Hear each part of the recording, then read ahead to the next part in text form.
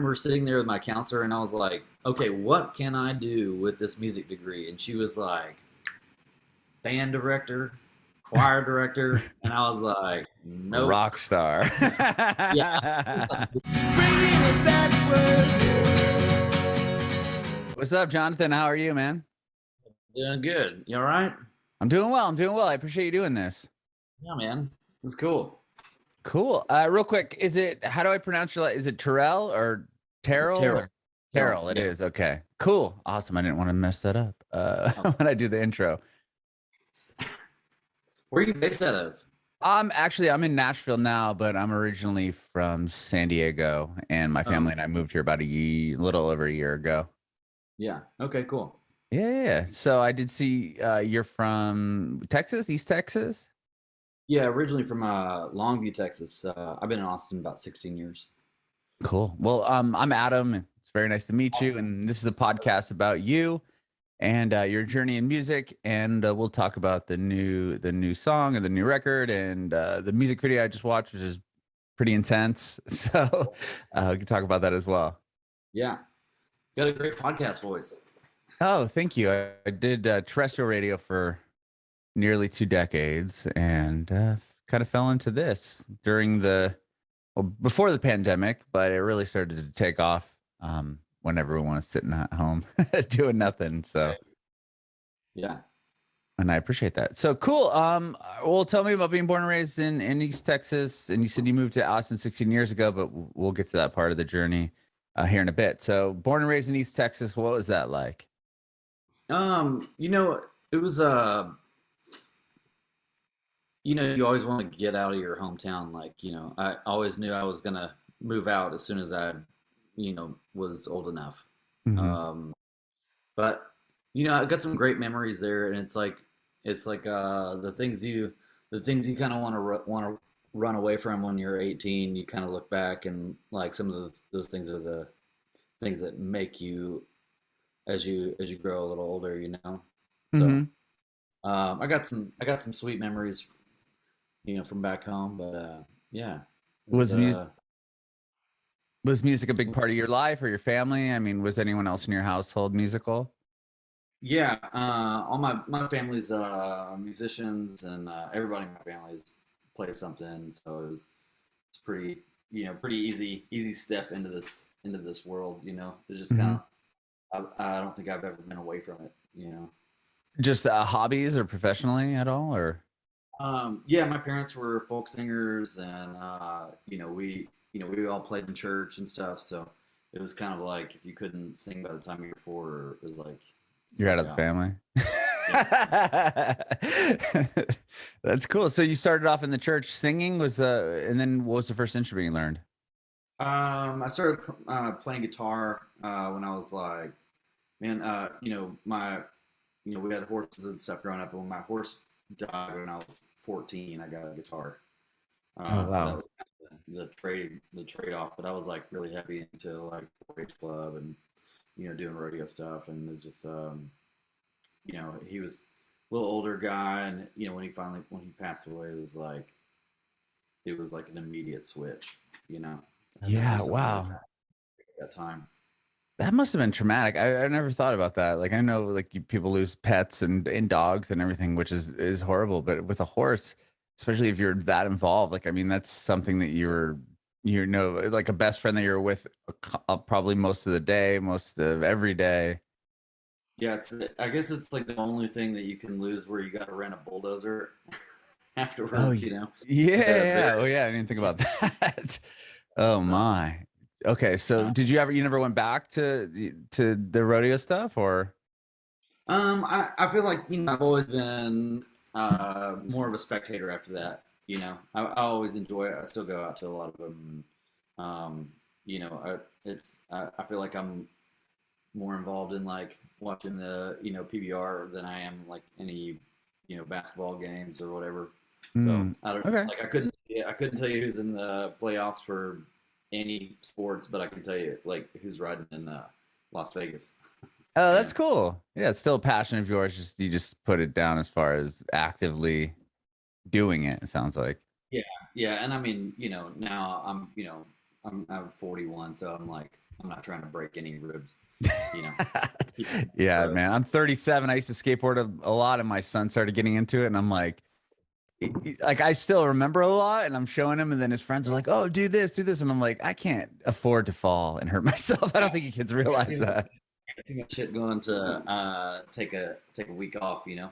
Right, So exactly. Okay, when you got the guitar at 14, were you immediately trying to write music with it, or were you trying to learn cover songs? Like, how did you begin your process? cover songs and stuff, and then basically, I had to learn bass like really quick. I remember there was this guy. He's super cool. I still stay in touch with him, but his name is Scooter. He was a bass player at our church, and he like one day didn't show up, and Scooter like introduced me to some great, we'd go to his house on Sundays. He'd play like Kiss records and Black Sabbath and stuff like that. So he was just kind of like an old school rocker guy. One day he didn't show up, and my dad was the guitar player in the church band, and he was just like, "Get your ass up here." And I was like, I'd never played bass, and he was just like, "Do the root notes, don't overcomplicate it." And I was like, So uh, you just had to go with it. Were you just like looking over at the guitar player, just trying to follow along? pretty much just watching his hands and stuff. But I mean, there was some charts on stage, that had like the chords above the syllable, which was helpful. But I definitely is like throwing a cardboard box down a hill. Kind of make it. I'm sure I made some great notes on there. Sure. And you didn't want to continue playing bass? You're done with that one? Just back to guitar? I was mostly just focused on guitar, and then I guess I didn't start writing until I was probably like 21. Oh, I okay. write my all about then, so I was just kind of playing, for fun and with buddies and stuff. But I didn't really get serious about it until like my early 20s. What changed at 21? Like what made you want to write a song? Um, I wrote a song. Just Yeah, happened to happen? yeah, it just happened. I was just like something's here, and kind of started chasing it, and had a really hot band in that town, and I kind of grew out, hit my ceiling of where, I felt like I could go in that town, and moved to Austin in 2005. Okay. So with at 21 when you wrote that song, you then formed a band and then that band played locally for a while and then you ended up moving like what was the timeline like? It Or was were you in a band prior? like a couple years, But that when you you know. when you wrote that first song at 21, that's when you started this band that you were talking about that you left to Yeah, come to. I wrote the song at 21. It took me another, little while to write a few more songs, but yeah, we just kind of played in some cover bands and stuff before that, like country cover bands, and just playing rhythm guitar and stuff like that. But Mhm. uh, yeah, I think by the time I had a little collection of songs, I was probably like 23 or something like that, and had a band there for a couple years, and you know it did pretty well. We toured a little bit in Texas, but mostly just kind of played locally, kind of cutting teeth, and you know. But you move to another city, you got to start over. So it's like I moved down here, 2005, and basically had to clamor for a few more years, until I Sure. could get it. Did you just want to move to Austin because you knew it was a music town and wanted to stay in I, Texas yeah, or? actually, no, actually, stood around in a kitchen with a bunch of my buddies everybody was drunk and flipped a coin, and it was like I had a sister in Nashville and a brother in Austin, so I was like, one of these, and I could sleep on their couch if everything goes to shit. And so I actually flipped a coin with all my buddies and ended up being on Austin. Oh, So wow. That's super interesting. yeah, It's but and then it was just it, like, okay, it's Austin here. Then that made the decision right there off the coin toss. yeah, and I was just like, okay, I'm save money for a few months and moved down here, and threw all my stuff in a truck and came down here, and I thought my rent was like I was like, how am I going to survive? My rent is like insanely high. And it was like a total dump ghetto spot, but it was Mhm. right on South Congress. And my rent was $400 a month. And Oh man. I was just like, so I was sweating it so hard. You probably can't Yeah. even get a closet for $400 a month now in Austin. You can get like a dinner for two for There you go. Maybe a couple beers. yeah. That's Jeez. a, that's a that's a night out, you That's know. funny. Wow. Well, that's incredible. So you got there and then just started playing doing what you did originally Yeah. in your Well, I hometown.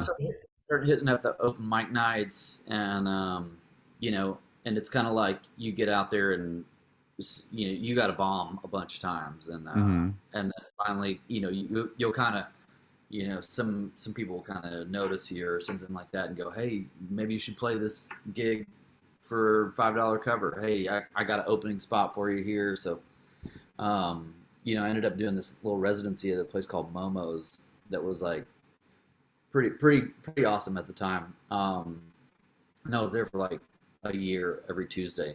But Hmm. yeah, it took a while to kind of put a band together and stuff. And we were playing a lot of like you know Lucinda Williams songs and the Birds and stuff like that.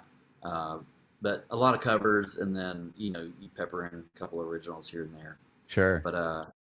But I mean, when I moved to Austin, I was like, I'm going to be the next Chris Christopherson, and you got high delusions of grandeur, but it's same. I mean, it's same thing kind of here. It's a 10-year town, except for in Austin. There's like it's the live music capital of the world, but it's not the music business capital of anything.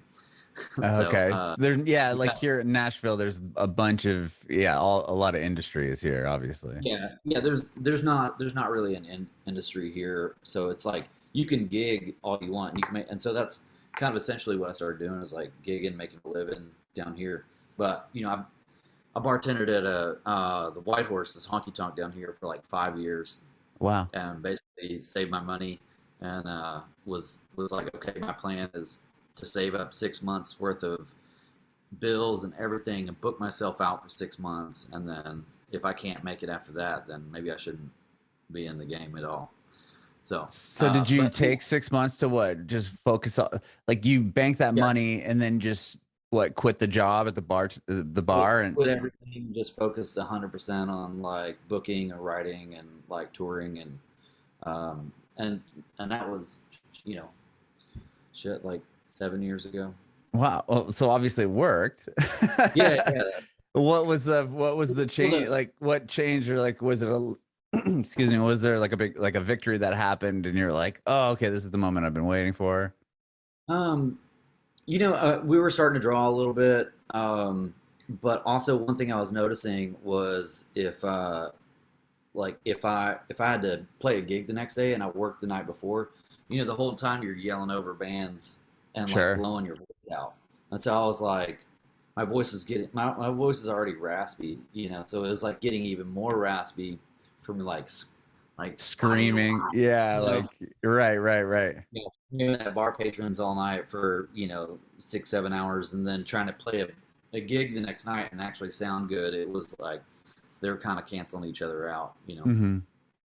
So But once you're able to focus really on just singing or not yeah, just singing, but not having to blow your voice out hours yeah. before or the night before the show, And I that helped eventually quite a blew bit. my voice out, and it was great. But yeah, I ended up blowing my voice out a couple of years, I guess about a year and a half ago, and I had to have a surgery on my vocal cords, Oh my which was pretty gosh. wild. That Um, must have been terrifying. I mean, thinking like, I mean, obviously you probably ran through your mind, like, am I gonna be able to speak? Like, I mean, this is what I need for a yeah, living. it was. I mean, it was like overnight, my voice turned into sound like a diesel truck. It was like, oh shit, like something's going on. And I got misdiagnosed a couple times, but then finally this surgeon here in town, Dr. Chad Whited, like found some polyps in there, Oh, sure. and so I had to get those removed and stuff. But the crazy part was so like I practiced yoga and meditation for about 20 years now, and Wow. and he was like, "Here's the deal, dude. Your insurance doesn't cover an anesthesiologist. So he's like, we can numb you, but you got to be awake.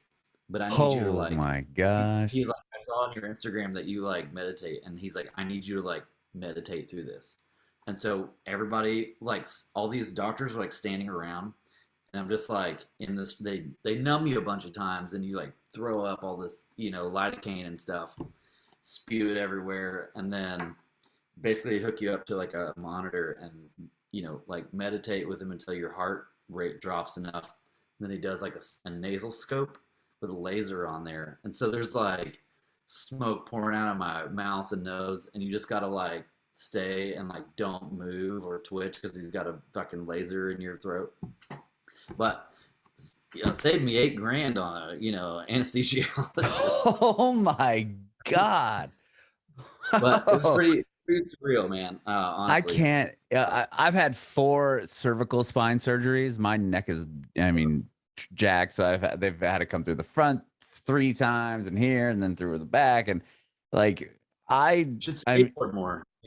right, exactly. That's why I'm like, I can't. I told my son, I'm like, yeah, that dream is done. But it's Yeah. like, I can't even just even going into the like operating room when they're like, all right, blah blah, how you doing, blah, okay, not, they don't even tell you to count back. They ask you like 3 questions and you don't even remember the second one. But it's like to be awake for all of that and then trying to get there's no way my blood pressure would have ever went down, like to meditate that out and through, like, oh my God. It was wild. I was like practicing before I went in and stuff, and was just I like don't think trying. there's enough practice for me to ever do that. I mean, but I mean, it's pretty wild. But it's like once he's doing it, and once you hear like the sizzling and like the smoke going, it's like that you can't like yank because he's got a tube down your nose. Oh And my you God. can't do anything about it. So you just gotta like ride it out. And it was a short surgery. It was like only a couple minutes long. But but you can't feel anything, and then you have to be completely quiet for a week. You can't speak or any noise at all. And then it was like a 5 month recovery where I worked with a vocal therapist to get my voice back and stuff. Oh wow. Um, Not speaking for it a was like whole, you that would can't be so difficult. I mean, all of speak this is for a week. insane. Yeah, you can't speak for a week, and then you have to like do it in like intervals of like you can speak for 1 minute every hour for the day, and then the next like 3 days is like you can speak for 2 minutes every 30 minutes, and it just kind of parcels it out until it gets smaller and smaller, and then but yeah, I couldn't speak anything until I like met with my vocal therapist, and then it was like low humming and for like 30 seconds. you Oh know my gosh. it was wild.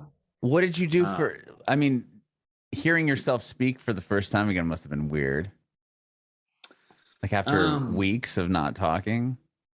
you know I I won't lie about this because it was like it was actually pretty awesome to be quiet for a week. Like your internal monologue is like, you know I tend to ramble and tell a bunch of like shitty jokes and puns all the time. So it's like, you know, to have that just internalized, and you have a little notepad that you write stuff down. My fiance was with me and helped out a Mhm. bunch, and so it's, if we needed to talk, I write it on my phone and show it to her. But yeah, it was.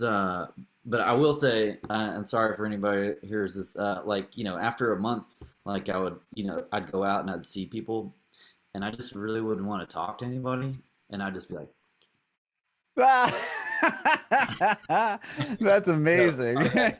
I milked it for like an extra couple months. I was You're just like, like, because I mean, oh man. I was having a great time just like not talking to anybody. It was kind of cool.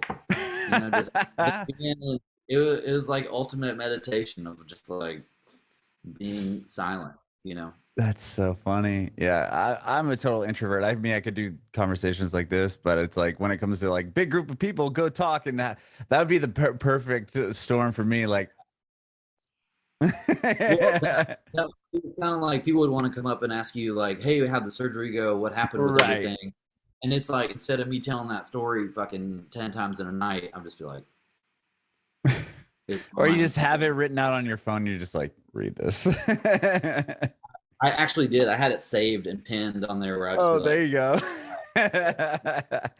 Oh my gosh. Well, wow. So that all obviously how long until you like were you worried if you sang or when you came back and sang it would destroy your voice again or no. I mean, there were so many things that like I went back and corrected with my therapist. Mhm. Um, and and it was some things that I had to watch out for because I mean also my surgeon was like, hey, I know you're doing like 4 hour dance hall like honky tonk gigs, no more. You got a 2 hour max, and I'm like, yeah, anything. It's kind of a blessing in disguise too. Of once your band's playing for 4 hours, nobody wants to hear 4 hours of like I don't even want to hear 4 hours of like my favorite artists. Like two Sure, but hours tops, yeah, great. yeah, yeah. No, I see what you're saying. But I mean, like, just going off of here in Nashville, you go to the honky tonks, you spend a little time in each one. So people are probably coming in and out. I'm sure people aren't going in, maybe they are, and being like, okay, I guess if they really like the bar, they'd sit there for 4 hours. What am I talking about? I mean, you think, but it's kind of like also, it raises the question of like, do I need to, play for 2 hours? It's like, Hmm. if I really want people to hear the songs and the songs that I've written and songs that I've like spent a lot of time trying to get, an emotional contact, contract between me and the listener, it's like how much goes out the window after you know, Hmm. after 2 hours. Sure. How much are you not paying attention to? So it's kind of like the message goes unheard. You Hmm. know, No, I totally understand for sure. quality over quantity. Kind of, Yeah, yeah, yeah, yeah. So once you get your voice back, did you have anything recorded at that point, or did you have any? I know you put records out and yeah. 2008, and but like were those? Was this prior to all that happening? Yeah, we had just gone to the studio and recorded. We had done this session where we did Highway Vagabonds and Texas and Better for You in one session, and so I blew it out like right after that session. Oh So we wow! had those songs ready to go, which actually was good because I could keep putting material out while I was recovering. So this is Um, recent.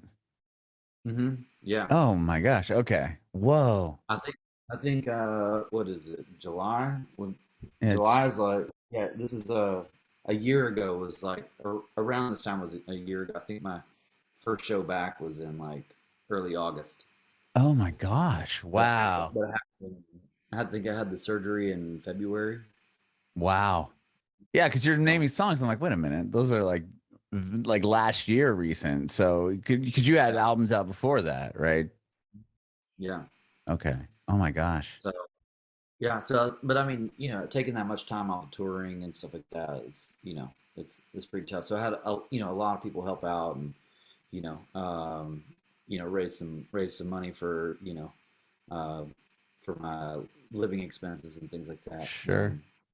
You know, and there's a organization here in Austin called HAM, the Health Alliance for Austin Musicians, and they basically pay for my healthcare and stuff like that. So That's uh, amazing. yeah, they've been around for a while, and they help out a ton of musicians in town. So, That's but incredible. yeah, but I mean, honestly, I was pretty nervous going in with my surgeon, but he was just like, dude, he's like, this is the same surgery Adele had, same surgery John Mayer had. Hmm. He's like, you will make 100% recovery if you follow every instruction that I have, and that means here's the here's the formula for your recovery, and if you don't stick with it, then I'll see you Yeah. back here in a year. Sure. Wow. Okay. So so with Better For You, the song we were talking about the video earlier, that was recorded. All that was before this whole surgery had happened. Yeah. Wow. Uh, and then so the new stuff that we went back in and recorded is all the stuff from the new EP. Which, Samantha, yeah, Paint that's by coming out Lightning. in September. Yeah, yeah. So we have a Wow. bunch of Okay. stuff for that. But kind of Do had you to wait for my voice to catch up, I was gonna say, do you feel like your voice, like, did you feel like it changed at all as far as like tone or anything from the surgery, or no? It definitely changed a little bit. Hmm. I feel like I definitely, after going through all those, those lessons with the therapist of, going back and fixing things that I was singing wrong or ways to attack a certain note that I wasn't, that I was like slipping on. Um, then, I kind of fixed a lot of Oh, mistakes that I was making through singing. like So fundamentals yeah, yeah. Wow. yeah, I was a voice major in college, but it's that years ago, and you kind of slip up on your what you learned back then. It's like you take what you learned and then you make it your own. But in some cases, it's like you need to go back and touch up on the fundamentals to make sure you're not doing it wrong. Sure. Whoa, you were a voice major in college for what, Mhm. vocals, singing? Yeah, yeah. Oh, wow. I was doing a music thing, and they're like, "Hey, if you can be in the men's choir, then we'll pay for your school." And I was like, "All right." But Wow. I did. I dropped out of college to go on the road, and been Well, that's doing that since. that's the end game anyway, right? It's like I've interviewed a Yeah, lot of people that went to Berkeley. They're like, yeah, that I dropped out after the second semester. It's like, well, you did what you were you were aiming to do. well, I remember sitting there with my counselor, and I was like, "Okay, what can I do with this music degree?" And she was like, "Band director, choir director," and I was like, "Nope." Rock star. Yeah, I'm not going to be a band director. You're crazy. I was like, wow, I don't know why I'm here then. This is I feel because I feel like I was already gigging on the weekends back then, and it was like I was learning more, playing bars and honky tonks than I was learning at school. So it was just kind of, well, if I'm going to do this, I'm just going to do it. Right, like a no-brainer to be like, well, I've got what I needed from here. I'm out. Yeah, and I mean, like my fiance is, still paying off her college loans. You know, So is my wife, and and she's been out of college for, you know, 15 yeah, plus years. It's crazy. yeah, for real. So I feel pretty good about that. Yeah, But yeah, my definitely. band paid off. You know, There you go. Your guitars are my probably band, paid off. yeah, yeah. All the equipment, rad. Okay, well, so did you get the surgery? Was like the pandemic in had It was during the obviously was, pandemic. yeah. So I Yeah, mean, timing wise, it might have. I mean, it almost kind of came at a not so terrible time. I don't know. yeah. I mean, nobody was gigging, but it was like, there was still, Zoom shows and things Mm, like that, like live streams and whatnot. yeah, But yeah, it was a true moment of silence. You know. sure. Wow, wow. Well, okay. So tell me about this. Well, I want to hear about the song, or the video at least. It was produced by Shaky Graves. Produced the video. Is that what I saw? Yeah, him and so he's been a good friend of mine for several years. And They're Austin we're band, right? oh yeah, Yeah. yeah. Is it Austin or Awesome? Austin, oh, both, but I meant Okay, I was Austin. like, yeah, yeah, they're both out of here. But no, I ran into him at a party at South by, and I was telling him, I was getting ready to do this video, and he's just like, "Man, I'm super into making videos right now." He's producing all his and directing all his own videos, so he was just like, "I have a great camera. Let me jump in there, and I'd love to help out with whatever I can." I was like, "Yeah, of course, man." So his wife, Stephanie, starred in the video, and Okay. you it was a lot of my writing is pretty visual, Hmm. and so I think for me I was really reading a lot of Larry McMurtry and Cormac McCarthy and things like that while I'm writing a lot of this. And so I went back and saw I saw that film, the Last Picture Show, and it was made in the 70s, but they did it as a film noir. So it was like 1940s, early 50s style, but shot in the 70s when they clearly had all the Mhm. the Technology. equipment Yeah. for technology. And so, but I just loved that it was like all those film noir movies are just they're so dramatic and so like so deep and dark and mysterious and I didn't want to shy away from that. It's like, okay, if we're gonna make a true film noir, then it's like you got to have a femme fatale, and it's just kind of the ingredients for the right one. So Mhm. yeah, it was pretty intense and pretty dark, but also it was meant to do that. It was meant to be that way in order to like pay homage to the true film noir style. Sure. You know, Okay. No, it's a killer but video. Like I didn't I didn't know where it was going. Like, you watch the video and I'm not going to spoil the ending, but you see the flash and I was like, "Oh, okay, that we did go there." yeah, I didn't want to like show a bunch of it. I wanted it to be Sure. like implied, and like Right, I right. didn't want it to be like I Right. didn't want it to be too hardcore emo on it. It's, but a lot of implications. But just I wanted the viewer to kind of make their own assumptions and For things like that. sure. So Yeah, no, yeah, great video, great video. And the most recent song you put out is I Know, and that's on the new EP coming out, correct? yeah. Okay. And this is with post-surgery vocals. Post surgery, yeah, yeah. Okay, I cool. wrote that. I wrote that song. I'm not sure if you got it in the bio, but I was just up at Newport Folk Festival this weekend. I saw Paul Simon, but I actually wrote that song I know at a Paul Simon concert. And I saw this like gorgeous woman running down the stairs with these giant beers, and I just saw her silhouette and was just like so moved by like her presence that I started writing the song. And so I met this person a year later, and she's now my fiance. Oh, wow. That's So incredible. Okay, I was it's hoping pretty. the story went that way. I was gonna be like, Yeah, and then I met this gorgeous, and that's how it ended. I just saw yeah, her.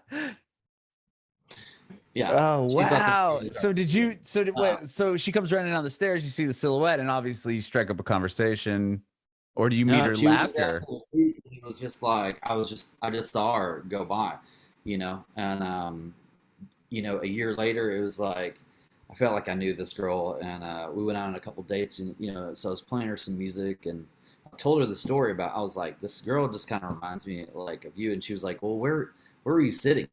And so we looked up seats, and she Oh, was wow. same section, like 14 rows below me, and she was like, I went with my boss, and my boss was like, hey, I'm entertaining these clients. Can you like, we'll take you to Paul Simon if you just like grab us beers while I'm chatting these dudes up. And she was like, "Fuck yeah!" So Yeah. like I was like running beers, You and I was saw her. 14. Yeah, I was four. She's 14 rows below me, so it was like we're like 98% sure it was her. That's a trip. Wow. That's crazy. Yeah, That is it's so pretty. crazy. That's like some what's it called? I can't remember right now. Like when you're not sim when you're like sim. You know what I mean? Yeah, Oh man. it's cool, man. Simulation. That was the word I was looking for. Finally came back to me. Yeah, that's a trip, man. That's crazy. So Well, I was pretty stoked to finally put that song out. I know she's been wanting to hear it out for a while. It's been, very cool. but really proud of that one. And you just did a tour, or you have a tour coming up, right? With Midland? I just did a tour. I just did their European tour. Okay. Well, you're doing the and U.S. now, right? Or coming up? yeah, I've got several shows with them coming up next month and all through December, as well as some shows with this guy William Clark Green, great Texas songwriter. And Cool. but yeah, I got a busy season starting kind of next week, and so I'm home for a couple days doing some editing some photos. I do some photography. I've got a photography show at a gallery here in October. So I'm Oh, just kind of awesome. some finalizing some pieces for that, and yeah, Amazing, getting ready to man. shoot a video for Place Out Back, which will Okay. be the focus track on September 9th when the EP comes out. And And do you have the treatment and everything ready for the video? yeah, treatment's ready to go. The hardest part was finding some cops that'll let us rag out their cop cars. I Oh, think we've got, I think we've got it covered. So nice. And you recently signed a deal, right, with Range Music? yeah. So And this is how did all that come kind of about? so it actually I wrote this song Texas that comes out this Friday the 29th. I wrote this song with Jess from Midland, and I was getting ready to put it out, and their manager called me and was just like, "Hey, we're starting up a co-deal with Virgin Records. Do you want to put out some music with them and us instead of by yourself again?" Yeah, So yes. yeah, so it was kind of, by then it was pretty cool because, I'd been hit up by like several like management teams and stuff like that. After I put Highway out, it seemed like Hmm. that kind of made a pretty good splash like independently. And so I put out that song and been kind of fielding like invitations to meet with folks. But I had a few managers' numbers, and I didn't have one at the time. So when he hit me up about the release, I was like, shit, I guess I need a manager. Called my buddy that is doing great. He lives in New York, and so did a deal with Teamwork Management. So, Very cool. That's but I amazing. was like, yeah, there's a big contract, and I don't know what the fuck it means. So he's Yeah, I need some help. uh, which never be scared to ask for help. Right on, man. Well, I appreciate your time today. Thank you so much, Jonathan. My last question is if you have any advice for aspiring artists. Um, yes, check out, turn off everything, and spend as much time with yourself as you can, and it'll cut down on all the influences, the outside influences. So yeah, I would just say like turn it inwards instead of outwards. Bringing it backward.